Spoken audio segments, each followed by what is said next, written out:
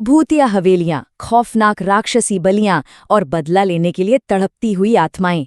ये सब सुनते ही ना एक अजीब सी सिहरन दौड़ जाती है शरीर में, है ना। सदियों से इस तरह की कहानियां हमें डराती आई हैं। लेकिन जरा सोचिए, क्या हो अगर ये सिर्फ रातों की नींद उड़ाने वाली डरावनी कहानियां ना होकर हमारे ही दिमाग की गहराइयों और उसकी सबसे बुरी कमजोरियों का एक एकदम साफ आईना हो। आज के इस विश्लेषण में हम इसी खौफनाक आईने के आर पार देखने वाले हैं।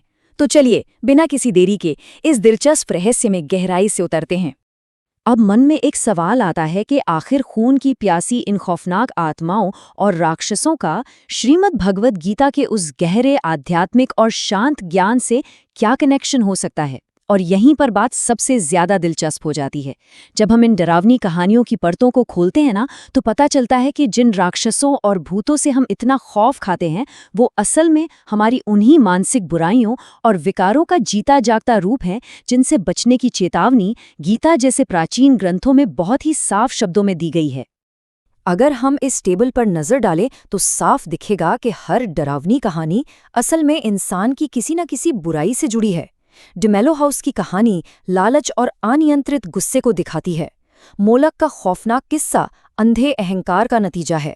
शाकचूनी का भूत अधूरी इच्छाओं का प्रतीक है और मंगलजोड़ी पेड़ की घटना विशुद्ध क्रोध को दर्शाती है। देखिए, ये सिर्फ कोई इत्तेफाक नहीं है, बल्कि एक बहुत बड़ा संकेत है कि असली खौफ हमारे भीतर ही जन्म लेता है। तो चलिए सबसे पहले बात करते हैं हमारी पहली थीम की, अहंकार और लालच के परिणाम। गोवा का सबसे भूतिया घर मानी जाने वाली डिमेलो हाउस की कहानी इसी लालच का सबसे भयानक उदाहरण है। प्रॉपर्टी के लालच में दो भाइयों के बीच इतनी नफरत और कड़वाहट बढ़ गई कि एक रात उन्होंने एक दूसरे को ही बेरहमी से मार डाला। कहा जाता है कि उनकी आत्माएं आज भी उसी घर में कैद हैं और एक दूसरे के खून की प्यासी हैं। यहाँ समझने वाली सबसे अहम बात यह है कि उन पर किसी बाहरी शक्ति या भूत ने कोई श्राप नहीं डाला था, बल्कि उनके खुद के लालच और नफरत ने ही उन्हें हमेशा के लिए खौफनाक आत्माओं में बदल दिया। इसी अहंकार और लालच की एक और खौफनाक हद हमें अघोरम नाम के एक पुजारी की कहानी में देखने को मिलती है। काली शक्तियों और अमर होने की चाहत में अघोरम ने मोलोक नाम के एक खतरनाक शैतान को जगा दिया। अपनी अंधी महत्वाकांक्षा और अहंकार के भयानक नशे में उसने न जाने कितने मासूम बच्चों की बलि दे दी। मतलब वो सच में खुद को भगवान समझने लगा था। लेकिन इस कहानी का अंत और भी भयानक था। अहंकार में पूरी तरह अंधा हो चुका अघोरम अंततः अपनी ही जगाई हुई शैतानी आग में जलकर राख हो गया। अब इस हॉरर और खौफ की दुनिया से थोड़ा बाहर निकलकर इस गहरे और शांत विचार पर ध्यान देते हैं। भगवद गीता में बहुत ही स्पष्ट रूप से कहा गया है कि अगर अहंकार किसी भी चीज का हो तो वो सर्वनाश करके ही छोड़ता है। चाहे वो अघोरम का ताकत का अहंकार हो या डिमेलो भाइयों का जमीन जायदाद का लालच, दोनों का दर्दनाक एंड इसी श्लोक के सच को साबित करता है। ये बात एकदम सटीक बैठती है कि असली राक्षस बाहर नहीं, बल्कि अहंकार का रूप लेकर हमारे भीतर ही पनपता है। अब आगे बढ़ते हैं इस चर्चा के दूसरे हिस्से की तरफ, अधूरी इच्छाएं और सांसारिक मोह। पुरानी लोक कथाओं में कहा जाता है कि जो औरत अपनी अधूरी सांसारिक इच्छाओं के साथ मर जाती है, वो शाकुन्नी बन जाती है। काजल नाम की महिला की खौफनाक कहानी में एक ऐसी ही भटकी हुई आत्मा ने उसके शरीर पर कब्जा कर लिया और उसके ही पति का खून पीने लगी। शाकुन्नी की ये डरावनी कहानी असल में मोह और अधूरी इच्छाओं का एक बहुत बड़ा रूपक है। ये दिखाती है कि जब इंसान अपनी इच्छाओं को छोड़ नहीं पाता तो वो एक ऐसी नकारात्मक ऊर्जा बन जाती है जो दूसरों को अंदर से खोखला करने लगती है। अतीत से जुड़े इस खतरनाक मोह को हम एक भूतिया लाइब्रेरी की कहानी से भी समझ सकते हैं। सालों पहले एक महिला प्रोफेसर के साथ अन्याय हुआ और उसकी मौत को आत्महत्या का नाम देकर रफा दफा कर दिया गया। न्याय न मिलने के कारण उसकी आत्मा उस जगह से अपना मोह नहीं छोड़ पाई। दशकों तक वो लाइब्रेरी खौफ का साया बनी रही और आज भी वो आत्मा अपनी अधूरी शांति की तलाश में भटक रही है। ये घटना बहुत ही बेहतरीन तरीके से दिखाती है कि जब आत्मा अपने अतीत के दुखों को नहीं छोड़ पाती तो वो कैसे उसी जगह कैद होकर एक डरावनी शक्ति बन जाती है। और यहीं पर भगवद गीता का ये कमाल का श्लोक इस पूरी स्थिति की जड़ तक जाता है।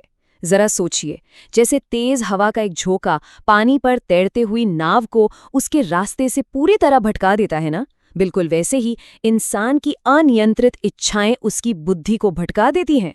शाकचुन्नी और लाइब्रेरी वाली आत्मा दोनों ही अपनी अधूरी इच्छाओं और अतीत के तूफान में अपनी दिशा खो बैठीं। जब इंसान की बुद्धि भटक जाती है तो वो अपनी इंसानियत खो देता है और उन खौफनाक कहानियों के जीवों जैसा बन जाता है। चलिए अब आते हैं तीसरे और शायद सबसे खतरनाक पहलू पर, क्रोध यानी नरक का सीधा दरवाजा। ओडिशा के मंगलजोड़ी गांव की ये भयानक कहानी क्रोध के सीधे विस्फोट को दर्शाती है। हुआ यूं कि एक पेड़ पर रहने वाली आत्मा का घर जब गांव वालों ने काट दिया तो वो भयानक गुस्से से भर उठी। कहा जाता है कि वो आत्मा एक सफेद बिल्ली का रूप लेकर आती थी और अपने उस एकदम शुद्ध अनियंत्रित गुस्से में उसने देखते ही देखते 21 लोगों की दर्दनाक जान ले ली। ये क्रोध का वो अंधा रूप है जो विनाश के सिवा और कुछ नहीं देखता। भगवद गीता में विनाश की इस सटीक प्रक्रिया को स्टेप बाय स्टेप बहुत ही गहराई से समझाया गया है। देखिए, सब कुछ एक अधूरी इच्छा से शुरू होता है। जब इच्छा पूरी नहीं होती तो अचानक क्रोध जन्म लेता है। फिर वो क्रोध इंसान को एक गहरे भ्रम में डाल देता है और उस भ्रम का अंतिम नतीजा होता है संपूर्ण विनाश। मंगलजोड़ी की आत्मा हो या प्रॉपर्टी के लिए लड़ने वाले वो दो भाई, इन सभी हॉरर कहानियों में पतन की यही एक प्रक्रिया साफ साफ दिखाई देती है। अब नजर डालते हैं हमारे चौथे विषय पर, अनियंत्रित मन, हमारा सबसे बड़ा दुश्मन।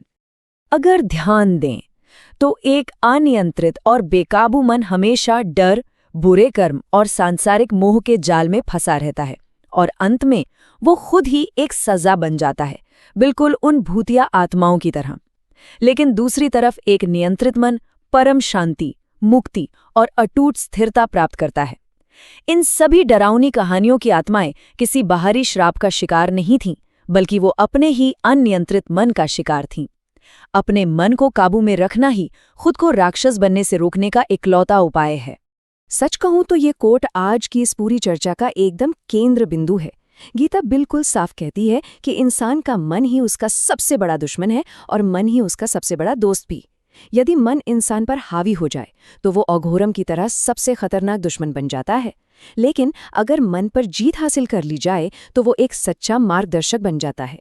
अब यह पूरी तरह से हम पर निर्भर करता है कि हमारे जीवन में शांति होगी या खौफनाक अंधेरा।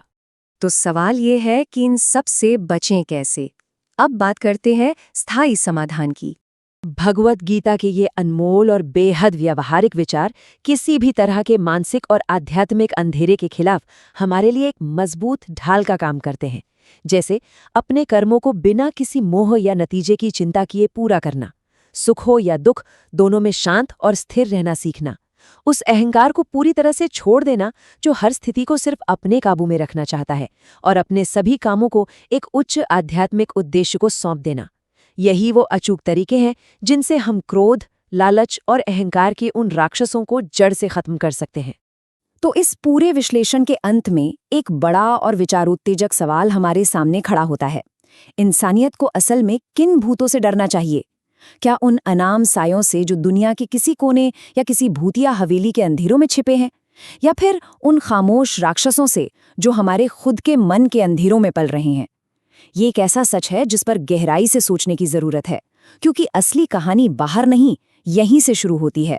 आज की इस चर्चा में हमारे साथ शामिल होने के लिए बहुत बहुत धन्यवाद। तो इसी तरह की और भी कहानियां सुनने के लिए हमारे चैनल को सब्सक्राइब करें।